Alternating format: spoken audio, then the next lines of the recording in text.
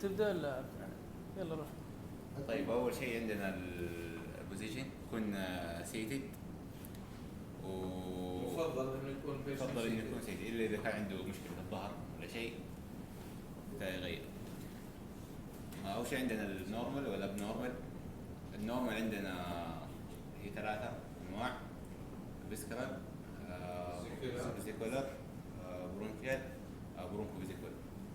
اول شيء الفيزيكولر فين يكون اول اوفر ذا لنج في كل اللنج. وكيف يكون كيف يكون الفحص حقه؟ شو خصائص انها لو بيتش، نعم، وفي الاكسبيريشن 3 والاكسبيريشن 1. 3 يعني يعني duration نقول duration 3 مثلا 3 seconds for 1 second expiration. السلام. ايوه لو بيتش. والله حيرتنا يا فيصل بهالربطات هاي تبعت راسك هاي، مرة بتجيب ازرق مرة بتجيب اخضر. مشتري كل الالوان انت؟ يعطيك العافية. طيب استري. يلا. طيب لما تسمع في الجهتين تكون، وتبدا من فوق من الايبكس اوف تكون من عند الكبد، فوق الكلافيكل على اي مستوى؟ فوق الكبد، فوق الكلافيكل على اي ما الاول اول رمل. هو أبف أكيد أبف، بس على أي رقم، على مستوى أي رقم يكون أول. لما تسمع في الجهة تسمع في الجهة الثانية بعدين تبدأ تنزل. بعدين تسمع هنا بعدين تروح الجهة الثانية بعدين تنزل تحت.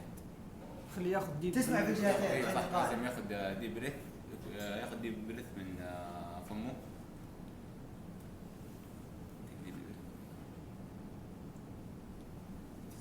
نسمع في الجهتين ليه؟ عشان قارئ. طبعاً يفضل إنه تحت الملابس مش فوق الملابس، لكن لا استغنى عبد الله حريري قبل لو شوي. لو كان الملابس خفيفة عادي مقبول، بس عند الفيميل عند الميل لما يخلي يسمع اكسبوجر مباشر. طيب اللي طيب بعده. بعدين البرونكيال اختصاص انه هاي بيتش بيكون على التراكيا، وديوريشن 3 to 1، لكن في الاكسبيريشن 3 والاكسبيريشن عكس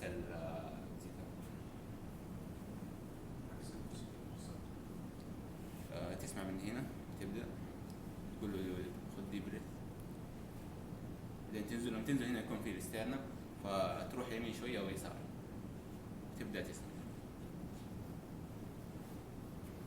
لازم ديب بريث، لا حتى انه في فول اكسبانشن حتى اشوف الاير انتري كويس ولا لا.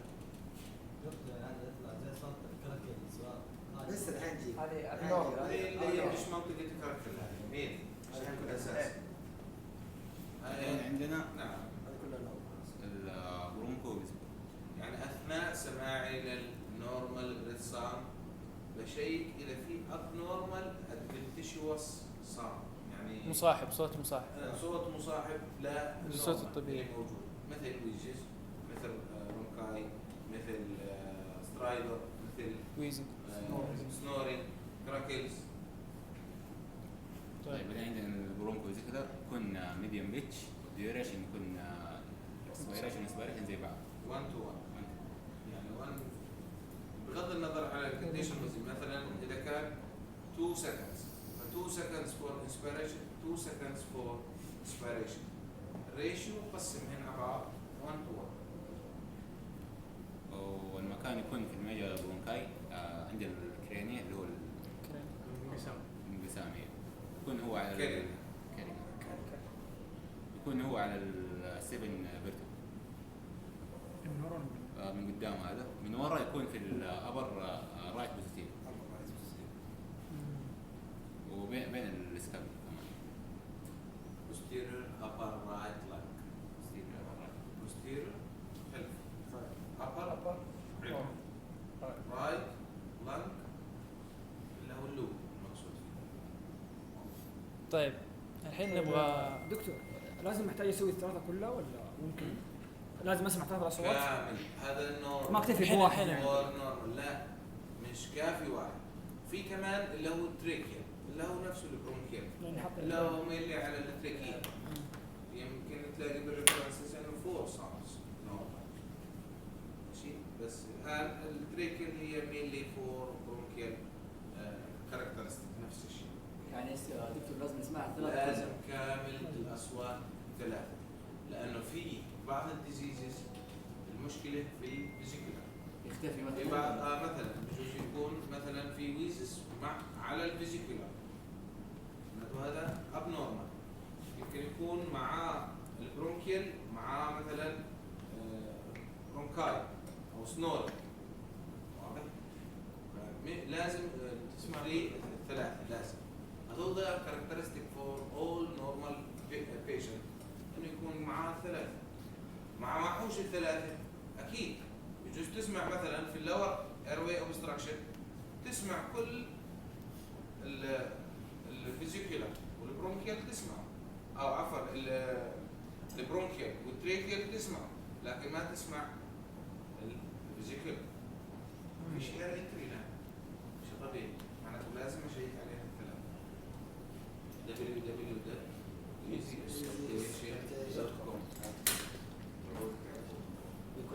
طيب احنا ليش نعرف النورمال ساوندز وليش نعرف حدة الصوت اللي هو لو بيتش هاي بيتش ميديوم بيتش؟ عشان نقدر نميز اذا كان في اب نورمال. عشان نميز اذا كان في اب نورمال.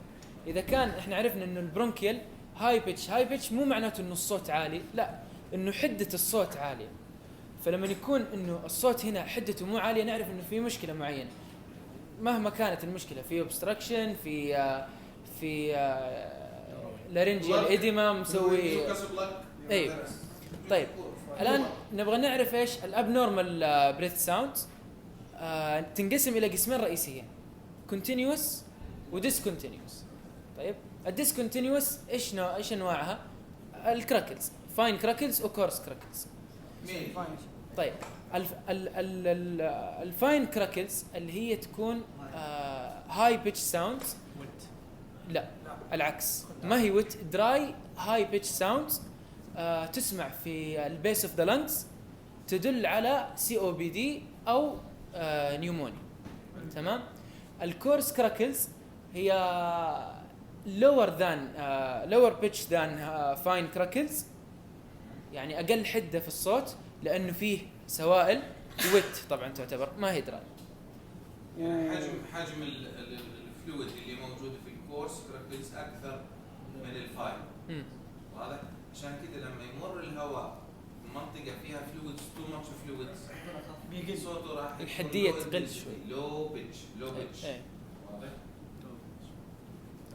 طيب لو نشبه الاصوات نقدر نشبه الفاين كراكلز ايوه زي الهير. اذا سويت رب للهير جنب اذنك تسمع الصوت نفس صوت الفاين.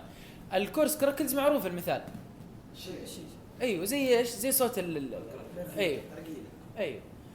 طيب هذا الديسكونتينيوس، هذا الكراكلز، وقلنا وين نلقاها في اي مريض اذا سمعنا الصوت هذا سسبكتد ايش؟ سي او بي دي اللي هو كرونيك ايش؟ ايوه المرض نفسه كرونيك ايش؟ طيب عندك كمان النيومونيا، عندك برضه ممكن نسمع في البلمونري ايديما، برضه ممكن نسمع في التوكسيك انهيليشن. هذه كلها ممكن نسمعها في الايش؟ في الديسكونتينيوس اللي هي الكراكز الفاين والكورس. نيجي للنوع الثاني اللي هي الايش؟ الكونتينيوس. عندك زي كونتينوس. ايوه كونتينوس فويس راح تسمع. ايوه عندك الرونكاي اللي هو السنورينج، عندك السترايدر، عندك الويزنج. هذه الاصوات كونتينيوس. نبدا فيها واحده واحده. الرونكاي اللي هو السنورينج، من الكلمه ايش الصوت اللي تتوقعونه؟ الصوت زي لا الغراب هذا في السترايدر. الرونكاي زي صوت الشخير. الرونكاي هو عباره عن فلويد اكيوميليشن في منطقه معينه، وغالبا تكون ابر. ليش نقول غالبا تكون ابر؟ لانه احيانا الازمه، مريض الازمه يصير عنده اوفر برودكشن للميوكس ممبرين، وممكن الميوكس هذه تتكون في اي مكان في اللنج، فممكن تسمع الرونكاي هذا بسبب ايش؟ تكون الميوكس ممبرين بسبب الازمه. هذا الرونكاي يعني لو سمعت الرونكاي معناته ايوه، الرونكاي ينسمع في الاكسبيريشن اكثر من الانسبيريشن. لو سمعت الرونكاي معناته إن في ازمه. مو شرط، الرونكاي ممكن يكون اوف فلويد. ايوه في حاله، ايوه في الابر ايروي في حالات الازمه تسبب اوفر برودكشن اوف ميوكس ممبرين، فبالتالي تسبب رونكاي. ولا الازمه المين فويس او المين الصوت الرئيسي لها ايش؟ الويزنج. طيب بما اننا قلنا الويزنج، وصلنا للويزنج نتكلم عنه. الويزنج هو عباره عن ايش؟ صوت الهواء، مرور الهواء في مكان نرو ضيق. فالويزنج ممكن تسمعه في الفيسكولار اريا كلها على حسب المكان اللي ساير فيه النرو. ممكن يكون فيه اوبستراكشن بسبب فورين بادي مسبب لك الويزنج اذا كان لوكالايزد الصوت في مكان معين، واذا كان الصوت في مكان كامل ممكن يكون بسبب المريض انه يكون عنده ايش؟ ازمه. تمام؟ طيب خلصنا الرونكاي والويزنج في الكونتينيوس، ايش يبقى لنا؟ قالنا سترايدر. السترايدر صوت جدا مميز، مستحيل انك انت تغلط فيه، صوت زي صوت الغراب، صوت جدا عالي، ممكن تسمعه بدون سماعه حتى من حده الصوت، وغالبا يكون في مين؟ في البيدياتريكس، اذا نسمعه دائما في البيدياتريكس. السترايدر عباره عن ايش؟ اول حاجه له اسم ثاني اللي هو كراوينج. السترايدر يكون نيروينج في الابر ايروي في اللارينكس، وممكن يكون في اللور ايروي في التريكيا. اسباب كثيره، ممكن يكون بسبب انه واحد عنده انفكشن معين سوى له لارنجيال اديما، ضغط على اللارينكس او التريكيا. المهم انه يكون نيروينج في اللارينكس او التريكيا، تيومر، ميوكس، اكسترنال بريشر، اي شيء ما هي مشكله. المهم انك انت لازم تعرف انه نيروينج في اللارينكس او التريكيا، ويطلع صوت مثل صوت ايش؟ الغراب.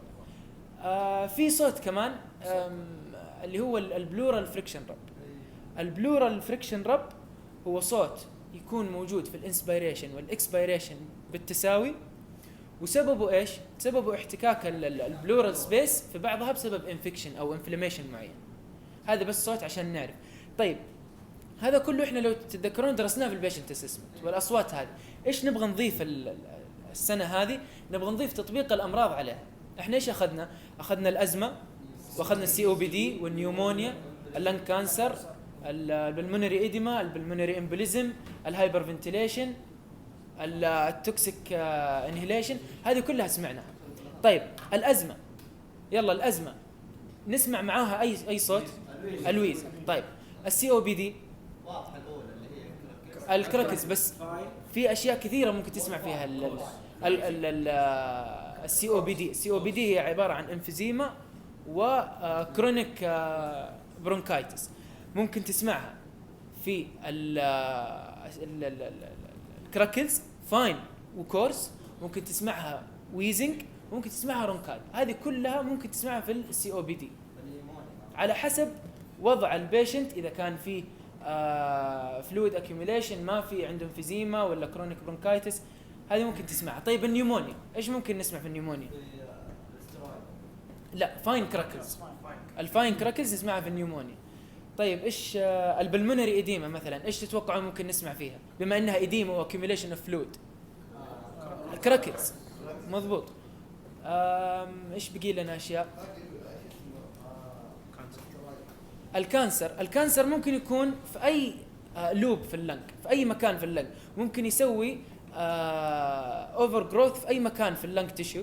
فانت المكان اللي انت تتوقع انه يكون فيه اللنج كانسر، انت ممكن تسمع فيه ايش؟ تسمع فيه حديه اقل او ايوه لو بيتش ساوند، لانه في تكاثر اوفر جروث اوف الكانسر سيلز. ايش في كمان؟ التوكسينز انهيليشن. التوكسينز انهيليشن ايش تتوقعون ممكن نسمع فيه؟ ايوه اذا كان الانهيليشن هذه التوكسين انهيليشن سوت لنا لارنجيال سبازم وضيقت لنا المجرى، ايش ممكن نسمع؟ سترايدر.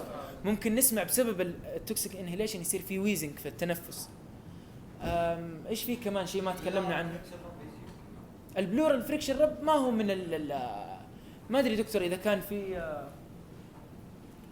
البلورال فريكشن رب اذا كان في ديزيز معين. او فلورايتس. Right. فلورايتس اللي هو inflammation between الفيسرال and parietal flora. ها؟ ناتج بجوز يكون نيمونيا، بجوز يكون حتى نيوموثراكس ناتج منه. فبالتالي راح تسمع على الانهيليشن اند اكسهيليشن ايش؟ في فريكشن بس بشكل اساسي على الانهيليشن لانه في لانج اكسبانشن. في النهاية كل الأصوات هذه أنتم ممكن تسمعونها على ايزي اسكلتيشن، موقع ايزي اسكلتيشن. يبين لك كل صوت هو في الأبر ولا في اللور، هو لو بيتش ولا هاي بيتش، إيش الأمراض اللي ممكن تكون مع هذا الصوت، وين ممكن تحط السماعة عشان تسمع الصوت. يعني مثلا الكراكلز وين نحط السماعة؟ على البيس اوف ذا لنج، لأنه يكون في ديو تو جرافيتي الاكيوميليشن يكون تحت. الويزنج نسمعه all over the viscular area. السترايدر ممكن ما نسمعه اساسا بسماعه، لكن اذا نبغى نسمعه سترايدر يكون وين؟ ايوه في الابر اللي هي اللارynx والتريكي. كذا انتهينا. اذا احد عنده سؤال ولا شيء، عندكم اسئله؟ خلاص يعطيكم العافيه. يلا اعملوا demonstration.